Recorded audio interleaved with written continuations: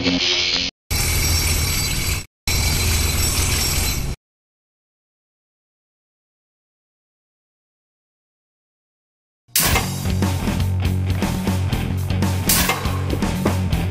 what's up, all you GBB fans?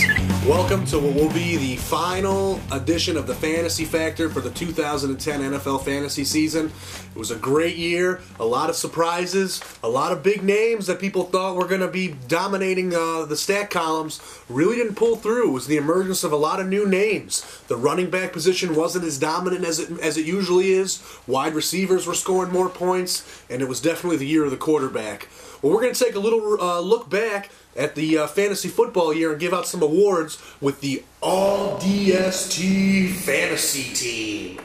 And that's where I give you just all the studs, like the maximum team you could have had every week. So here we go, guys. I play in a 15-man league. I went with 16 to add another spot for those tight ends. So here we go. Quarterback position, Tom Brady. 36 touchdowns, only 4 interceptions. He's an MVP candidate also. Secondly, Phillip Rivers. I know a lot of people were looking for Michael Vick, but he didn't get to play the whole season, so he didn't get to put up the numbers. Phillip Rivers was on brace to shatter Dan Marino's records. He led the leagues in yards, and that'll get you my number 2 spot. On to the running back position. Number 1, Arian Foster. Let's face it, the guy was a machine. He's a Sleeper of the Year candidate. He's an MVP candidate. 1,600 yards on the ground. He led the league in yards, touchdowns, and receiving yards. So the trifecta coming through for Arian Foster. Number 2 spot, Chris Johnson. Wanted to get 2,000 yards this year on the ground. Didn't happen, only 13.5. He did get 11 touchdowns. Not what we expect from CJ, but still proven he's the cream of the crop. Definitely want him on your squad. Number 3, I'm giving Brownie love to Peyton Hillis. 1,100 yards on the ground, 11 touchdowns, but he caught 61 balls for 477 yards. He's a Sleeper of the Year candidate. Only 4 guys this year rushed for 1,000 yards and caught 60 passes. Peyton Hillis was one of them. He gets the DST nod. And the number 4 spot, LaShawn McCoy. Only 9 touchdowns, but 78 grabs. That was most among running backs. Dual threat. And LaShawn McCoy also finished in top 10s for wideouts with those 78 grabs. So LaShawn McCoy gets the nod this year. On to the wide receiver position. Wide receiver of the year, Roddy White. 115 grabs, 10 touchdowns. No doubt the MVP at that position. He led in both categories. Roddy White was a monster. Number 2, Reggie Wayne. 111 balls. The only other guy to catch more than 100 balls. Only 6 touchdowns, but he's still reliable. Peyton Manning kind of had an off year, so that might have costed him a couple end zone grabs. At the number 3 spot, Dwayne Bowe out in Kansas City. 72 catches, 1,100 yards. Not stellar, but his 15 TDs were best among the league. I know he put up a couple goose eggs, but he showed up for you when it counted in the playoffs. I'll be looking to grab Dwayne Bowe next year. All right, keep it rolling. Brandon Lloyd out in Denver. He is a Sleeper of the Year nominee. 77 catches, 1,400 yards. That was enough to lead the league, and 11 touchdowns. Props to Brandon Lloyd. And, of course, Hakeem Nicks out there in New York. He was on pace to shatter every wide receiver record. Missed a couple of games, but he still finished solid.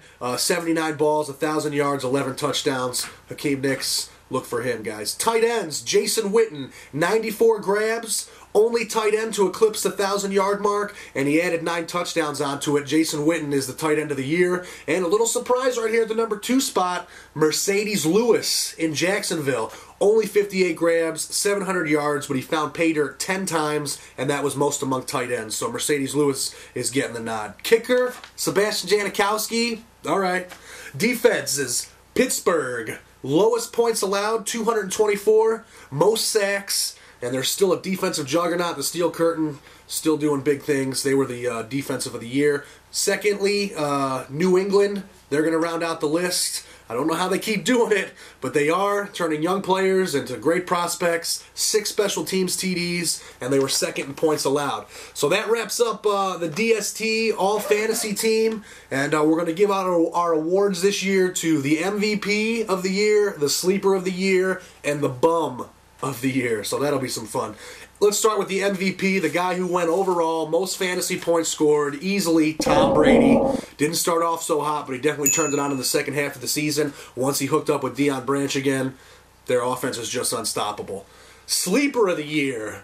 Ramon wishes it was Michael Vick, but it's not. Arian Foster, running back out of Houston. I didn't see this guy go higher than the 6th round in any of my leagues, and he just turned it on, tore it up. Best running back on the board. Sleeper of the year goes to Arian Foster. Big props if you were lucky enough to land him. And it's time for our bum of the year, the guy who went high, but he shouldn't have. And I'm going to have to give it to Randy Moss. First round pick in almost all of my leagues. Played for 3 different teams. Couldn't get it done on any of them. Only compiled 28 catches for 393 yards and a measly 5 touchdowns. Vincent Jackson almost topped those numbers, and he only played in 2 games. So sorry to all you Randy Moss holders. Well, that's going to be it, guys. Another fantasy season coming to an end. Get on that computer and start working out those mock drafts for next year. ESPN.com doesn't start running theirs until July, but Fantasy Football Calculator runs free mock drafts all year long. They update them every week, so get on there, draft and draft and draft so you're ready to go on game day. DST, Fantasy Factor coming to an end. Another great year. I'll see you guys next year, and I'll see you next week with a brand new segment. DST and the Fantasy Factor. Out. By the time this show airs, they may have chosen a coach. I think it's going to be a pretty quick process. But you were saying you thought it might be a long time. Yeah, I think it's going to be a while because, like I said, there's about a handful of guys they want to interview. My sources tell me they're all from the same agent.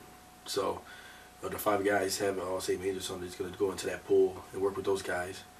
Well, even talking to one of your boys over there, the Giants offensive coordinator. Yeah. So. Yeah, and I mean, do you guys see, Dale? I know what you're going to say, but do you guys see any one guy that you really think would be the guy? If we got him, you would just be in heaven. Gruden. Gruden. He's an Ohio boy. Yeah. Come on, Chucky. I like to hear top 3. Yeah. I'm sorry to interrupt you. Yeah, definitely. I'd put him in my top 3. If I could have any coach that's gettable, I would love to see Jeff Fisher come and coach the Browns. Yeah. I think he's young on a coaching standpoint. He's got a lot of time left in him. He knows football. He was 2 yards away from a Super Bowl win. Yeah. I think Fisher's really cool because what's that? I don't even have him on my Ramon wants him to hire Rich Rodriguez. Yeah, some Latino heat over there. Don't even say that because the way they will sign his ass. The way that the Browns work, though, don't say it because they could happen. And oh my God, we will riot. we will bring down the Browns Stadium. We're done trying them coaches from college out. Are we? I don't know. I don't know. Pete Carroll, look at his 7-9 team. They made the playoffs. Well, that's why he went there because he could win there. I would go to the weakest division to try to win there too. Yeah. I don't know. Well, so Brad, what do you think? You good there? I don't want Gruden. Okay. Gruden's horrible. Horrible. This comes from a guy who wanted Mangini still there. Yeah. Oh, that's Come on, right. all right, give me this. All right, say if we get Gruden, all right? We go 5-11 for the first 2 years. Should we fire Gruden? Yep, 2 years, no winner, gone.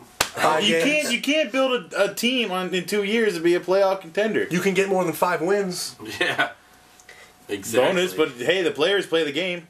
Hey, oh man, the players play the game. The coaches coach them. Well, how do you play? How do you get the offensive If you have crappy players, you're probably going to go down as a crappy coach. If you got all-stars on your team, you're probably going to be. If you're not doing the play calling, then why is it up to you? It's horrible play calling that we had this year. No, but I'm saying, you're going to fire a head coach after being there for 2 years. It's not even his team. He sucks To build up. Wasn't getting it done. They're going to let everybody go. Offensive coordinator's gone. Rob Ryan's probably going to go coach. We can debate endlessly how long a coach should stay, but the reality is... Truthfully, I wouldn't mind seeing Gruden as a head coach here. I really wouldn't. He already helped out Colt McCoy be the quarterback that he is. Or he's starting to be, I should say. And there are ties between Holmgren and Gruden. He's not a bad pick for me. It's just going to be another thing that if he comes out and is 5'11", and again... These Cleveland Browns fans are going to turn their back on this guy, and we're starting from square one all over again. No, we're not. Well, yes, you like we are. How you not? We're not look. We're not going to come with that dumb quarterback controversy that Mangini always had. He always wanted to keep everything a secret. We didn't have quarterbacks. I mean, I don't want to know who to start. We've had a quarterback controversy. I'm just saying, but this comes from him. every Like, coach. you know who's gonna be the starter? Why don't you just come out and say it? No, he wants to wait till Thursday to let everybody know. it's rare to see a coach handle quarterbacks the way He that, did. It was Mangini stupid. handled It was stupidity. All right, well that's great, but do you see what he's doing right there? I'm gonna go to bat for Mangini on this one. What he's doing there is he's giving the opponent one less day to prepare for whichever quarterback. Oh, and that really helped with 5 wins we got. That helped. Man, it's just the strategy. Strategy. You know, it doesn't always work, but it helps. Yeah.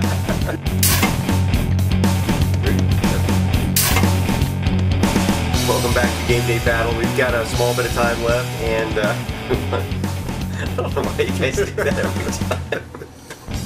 But we've got a small bit of time left this time for my favorite segment, Raising of the Beer, and I love it because we get to just... Dale, I've been training with you. Oh, man. wait. Oh, man. I gave in. High level, come on, man. Just like we said, yeah. Oh. I think it was a foul on Brett there. I saw what's going on there. We'll keep working at it. So we'll keep working on it. We're in the gym, right? Yep. So anyway, this is where we get to raise our beer. In fact, I am raising. This is not coffee in here. This is my Game Day Battle mug, first of its kind, and there are more to come. There's beer in here. Anyway, though, so we get to raise our beer or my Game Day Battle mug and bitch about something, praise somebody. So let's just start this off. Ramon, take it away, buddy. I want to raise my beer to Holmgren for throwing out that trash we had of a head coach in Eric Mangini. Chew the trash can with that mofo inside of it. You released a burden off the city. Thank you. And if you can't find a coach, come down those steps and coach yourself. If not, the Game Day Battle crew are more likely to help you.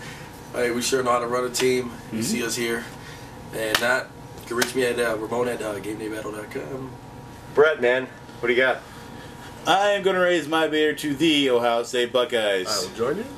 Oh, God. For winning the Sugar Bowl tonight and beating the SEC for the first time in 10 tries. Also to Sanzabaga for a great in-zone fumble recovery for the first touchdown of the game. This goes out to you, and go Bucks. You know, we join you. And I raise my beer to the NFL playoff system, which I am just completely disgraced with. Thanks, this is coming. It is coming. Not as a Giants fan, but as a football fan. As a Giants fan. No way. Damn Giants, man. No. Yes. No way a 7-9 team should be hosting a home playoff game. It is not our fault that the NFC South is so ridiculously terrible that the whole league has to suffer. A different team, a 3-game difference, 10 wins versus 7 wins. This is not quantum physics. We need to swatch this up, even if it means kissing the divisions goodbye, okay? You guys are accepting your new college schedule. Maybe it's time for the NFL to wake up. They're going 18 games. Maybe it's time to switch things up and reshuffle the divisions again. Make it NFC, AFC, top 6 from each go, so you don't get a 7-9 Seattle team going to the playoffs to face the defending Super Bowl champs in their house. It's ridiculous. Giants got robbed. Oh, I knew it. They would come out. It came out. It could have been any 10 team. Any 10-6 team. It's a flawed system. It's got to go. Put it in the trash with Mangini and get it the hell out of here. Roger Goodell, I'm not a fan. Well, I am going to raise my Game Day Battle mug to, of all people, Eric Mangini. And he just got fired, and this is not something to harsh on him because I'm going to say he's a bad coach, blah, blah, blah. I think he is, whatever. But I think one thing that he did is something that this team needed very badly, and that is I'm going to get shot in the head here, he needed to bring some discipline to a mess of an organization. You can't just keep throwing coaches at a bunch of players and hope to do well. You needed somebody to come in, kind of shake things up. You needed somebody to kind of lay down the law and get rid of the people that can't obey it. Now, you need somebody with some more vision, some more passion, maybe some more intelligence. Gruden. Yes, to come in here and inspire these guys. Take the structure that has been implemented and put it into something that is NFL worthy. It was just, you're an interim coach from the very beginning.